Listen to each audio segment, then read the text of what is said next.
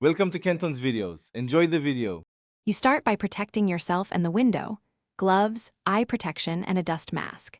Choose ultrafine 0000 steel wool and test an inconspicuous corner so you know how the glass responds.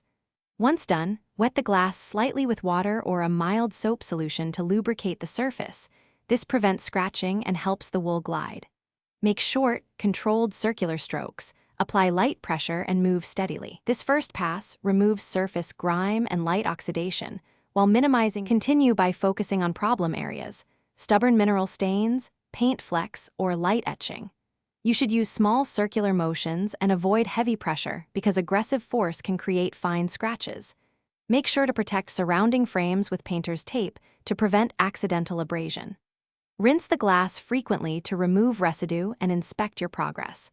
A clogged pad simply smears, so swap to a fresh piece when needed. This step balances abrasion with careful inspection to remove contaminants without damaging the paint. To finish, rinse the glass thoroughly to remove any steel wool particles, then dry with a clean microfiber cloth to avoid streaks.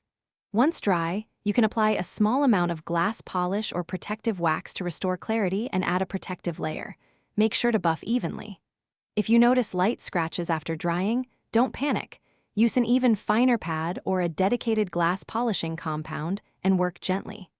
If deep scratches remain, consider professional repair rather than more abrasion. Thanks for watching. Consider subscribing if we helped you.